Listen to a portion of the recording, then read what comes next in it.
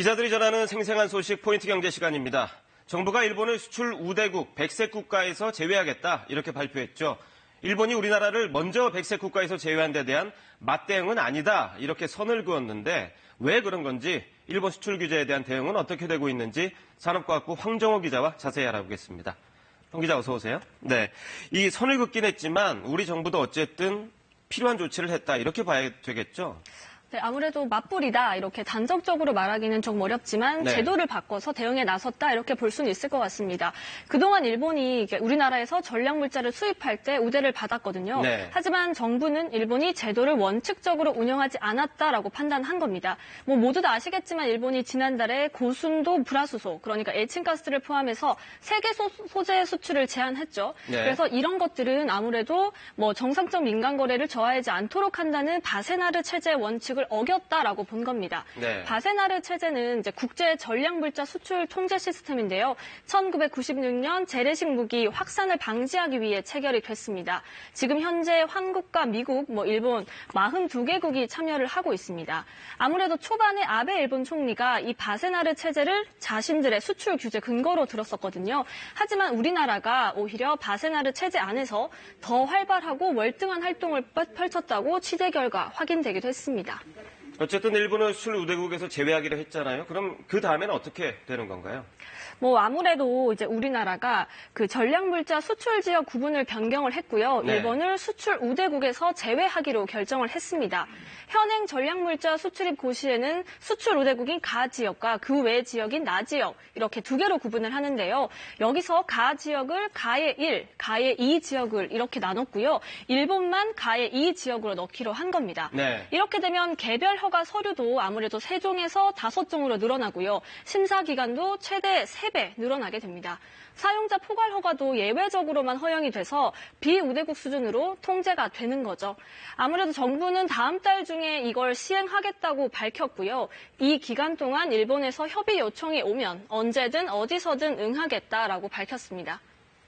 이 맞대응이 아니다 이렇게 선을 그은 것도 그렇고 구체적인 품목을 적시하지 않은 부분도 있고요. 여기에다 방금 말씀하신 것처럼 일본에서 협의하겠다는 의사가 있다면 언제든지 협의하겠다 이렇게 열어놨거든요.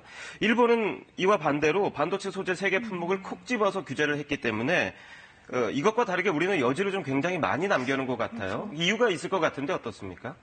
아무래도 우리 정부가 우리도 언제든 수출 규제를 강화하겠다라고 약간 선포하는 성격으로 볼 수 있겠습니다. 네. 이건 아무래도 일본의 WTO 역제소 가능성을 고려해 둔 거 아니냐라는 분석이 나오는데요. 네. 앞서 말씀하신 것처럼 일본처럼 특별관리 품목을 지정하지도 않았고 그리고 사실 최초안은 다 지역을 만들어서 일본을 다 지역에 넣자라는 얘기가 나왔지만 네. 정작 발표된 걸 보면 가의 2 지역에 일본을 넣었거든요. 그렇죠. 일단 정부 관계자의 설명을 한번 들어보시죠.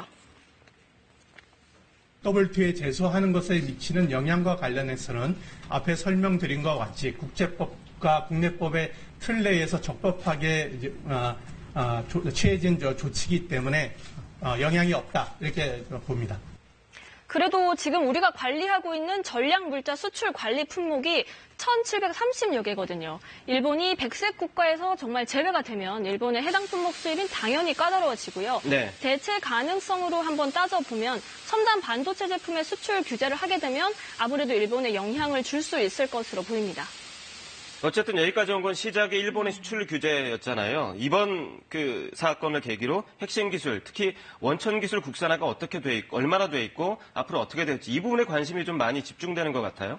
아무래도 큰 관심에 비례해서 현재 상황이 그렇게 좋지는 않거든요. 네. 일본의 이번 조치에서 이제 벤처기업협회가 조사를 했는데 대부분 벤처기업들이 이 상황을 부정적으로 보고 있고요. 또 실제적으로 중소기업 절반 정도는 아예 무방비 상태인 걸로 확인이 됐습니다. 네. 그리고 기술력에 아무래도 관심이 커지다 보니까요. 과학기술계에서도 단체별로 다양한 방안을 내놓고 있는데 주로 기술 자문입니다. 우선 이달 초부터 카이스트가 기술 자문단을 꾸려서 운영을 하고 있습니다. 네. 기업들의 소재나 부품, 원천 기술 개발을 돕겠다라고 나선 건데 이 운영단을 열자마자 사흘도 안 돼 기술 자문 요청이 100건 넘게 들어왔다고 합니다.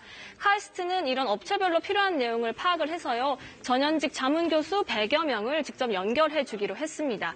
또 이어서 정부 출연 연구기관들, 한국재료연구소 같은 이런 출연 연구기관들도 나섰는데요. 자신들이 보유하고 있는 기술을 공유하는 기술 지원단을 운영하겠다라고 밝혔습니다. 다음 달 초에 자리를 만들어서 연구기관의 소재나 부품 기술을 업체에 공유하고 또 기업들이 어떤 걸 필요로 하는지 이런 것들을 파악하겠다고 했습니다. 좀 구체적으로 보면 한국기계연구원, 재료연구소 등은 실증 테스트베드 쪽을 강화하겠다고 했고 한국표준과학연구원은 일본 수출에 관련된 업체에서 성능 평가를 원하면 최우선적으로 평가해주겠다라고 말을 했습니다. 네. 여기에다 이제 학계에서도 나섰는데요. 서울대, 공대가 특별 전담팀을 구성해서 반도체나 디스플레이 같은 화학 소재 분야에 기술 자문을 하겠다라고 밝히기도 했습니다.